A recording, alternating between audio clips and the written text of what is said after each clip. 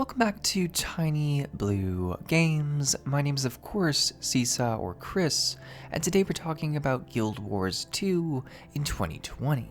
It's been a little while since we've talked about Guild Wars 2, specifically since we've done a standalone video. We have talked about the game recently in our Big 4 MMOs video. If you did miss that, check that out. It does sort of talk about why you'd want to be looking at the Big 4 MMOs in 2020. But today I wanted to talk about Guild Wars 2 in specific, and I really wanted to focus on the upcoming expansion and the releases of Living World chapters, because the newest chapter, Champions, came out about 2 weeks ago now, and I really didn't feel like doing it right away, which was kind of weird to me because I'm usually very invested in Guild Wars 2's story content, and I'm always excited to see what they add to the game, so it was kind of weird to me that I wasn't jumping to do it. Now, there are a few reasons for this. There are a lot of different things happening in the MMO world right now, such as Shadowlands releasing this week, so it's not crazy that I took a little bit longer to get to this Living World chapter, and to be fair, it's one of my favorite parts about Guild Wars 2 is that you have a pretty long stretch of time to go and jump into the game, claim the free Living World chapter, and enjoy it for yourself at your own pace. So to start off, I really do appreciate that. But I started thinking about why I was maybe less interested in this chapter. There were some negative reviews floating around the universe on YouTube and Reddit. Specifically, I watched both a sort of live stream video from Mighty Teapot, as well as a follow-up video from Mighty Teapot that looked at kind of both sides as to whether or not the expansion had a big part to play on the quality of the Living World story. And that's really what I wanted to focus on in this video, is whether or not Guild Wars 2 was ready for this third expansion. And there's two ways we can look at this. Number one, did Guild Wars 2 need a third expansion? Was the game ready for this kind of refresh? Was it ready to jump into something new? And then the other point was, well, is ArenaNet, Guild Wars 2's development team, ready for another expansion? Were they ready to start work on it? Did they have the resources prepared, or was it going to cut into the already existing content path?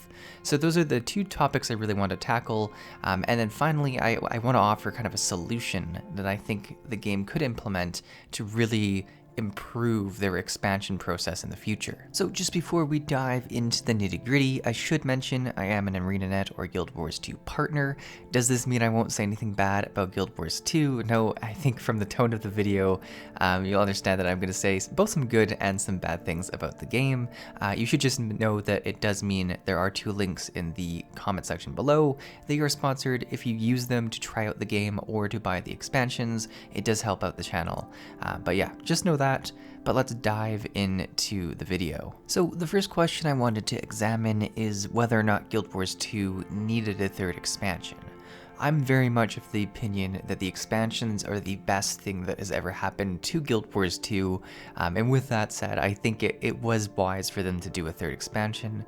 I think what was not wise is that they kind of stopped the hype train of the first two expansions and made it seem like they weren't going to do a third expansion for a while, and then sort of revealed that they were in fact going to do a third expansion.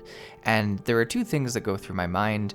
Number one, maybe they wanted to do the third expansion the whole time and they thought that sort of revealing it this way would generate more excitement, but I think what was more likely is that the first two expansions, although somewhat successful, maybe didn't result in the absolute success they were looking for, and they were wondering once again if they could rely just on living story content and sort of scrap the expansion idea for a bit, and then they realized that, hey, in fact, the expansions were more successful than we originally thought.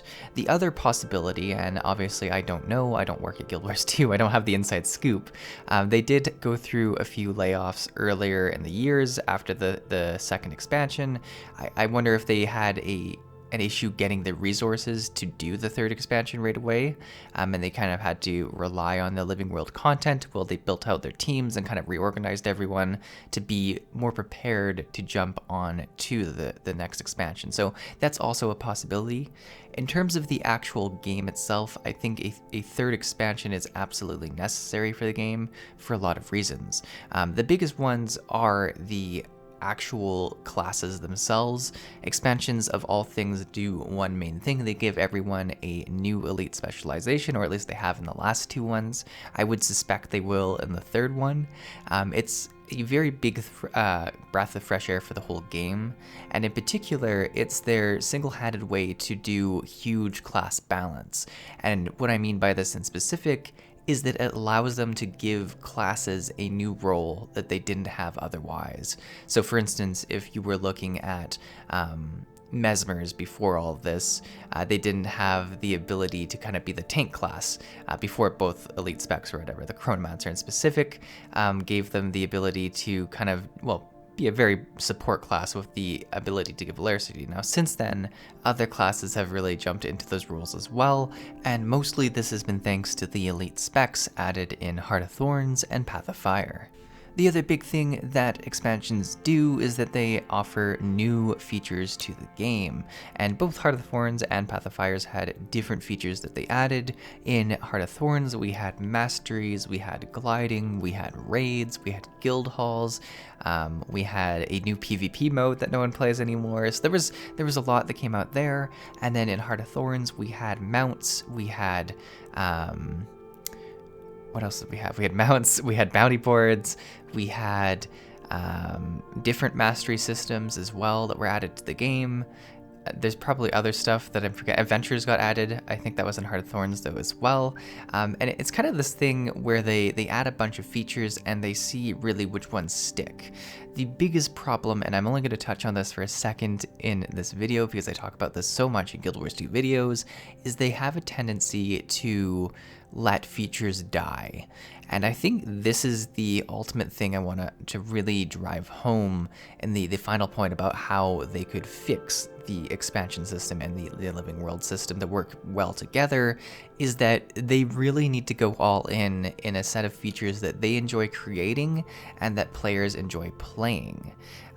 Because the issue I think a lot of us are having is getting attached to a certain type of content that gets released and is new and fancy, and then eventually it gets left to die. And it just really is disheartening seeing it happen over and over again.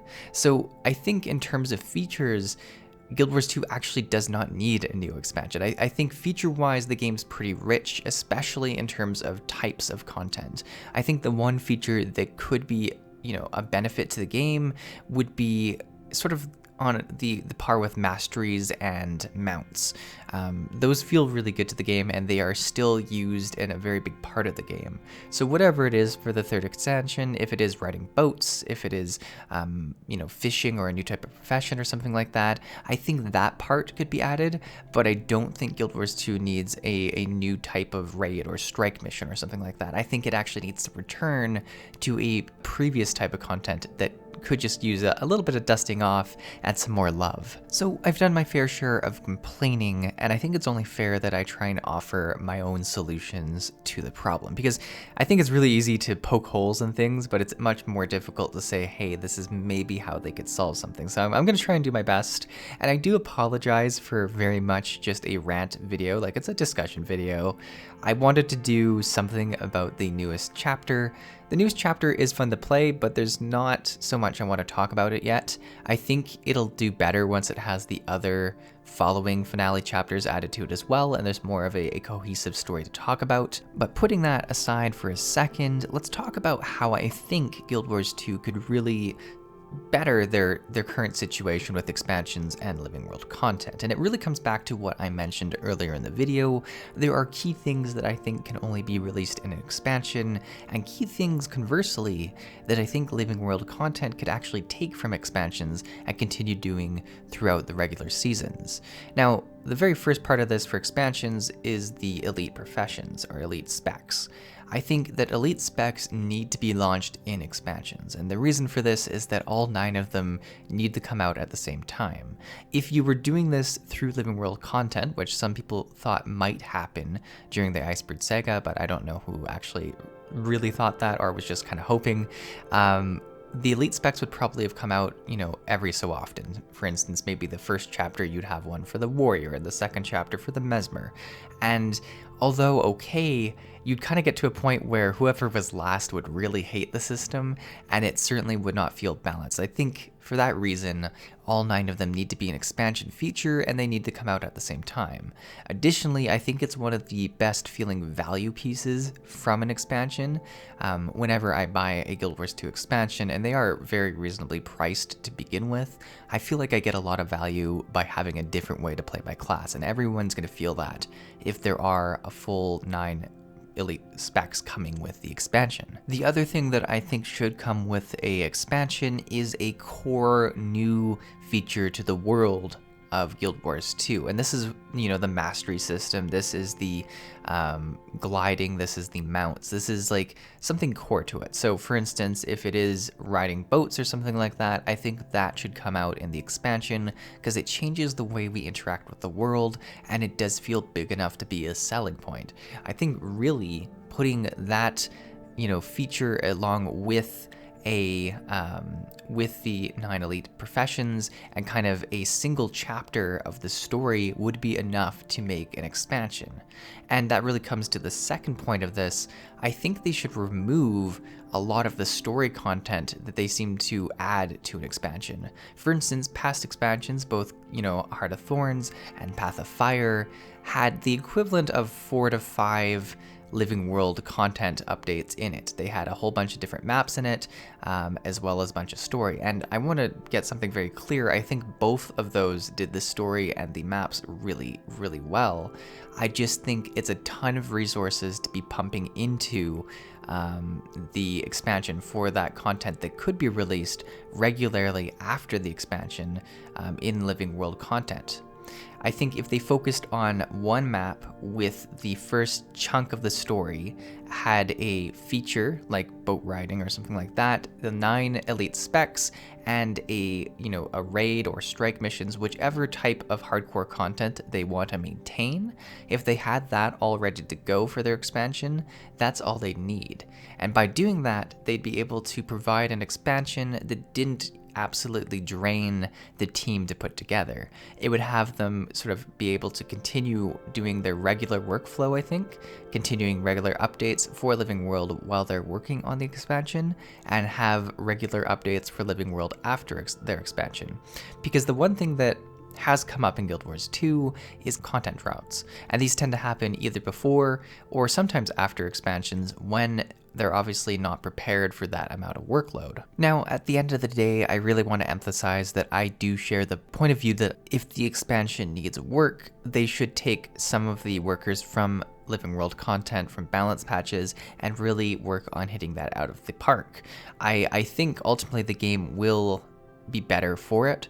I just think moving into the future, if they were to reorganize things and redefine what expansions actually should entail in them, I think it would be overall good for the game. Now, it might be difficult because they have set this bar with their previous expansions and people could expect it, but if they were transparent, if they communicated why they were making these changes and what both parts of the game would include, I think that everything would work very smoothly. And I know that's a big ask when we talk about communication and a MMO, but I think that really is a great way for them to move forward.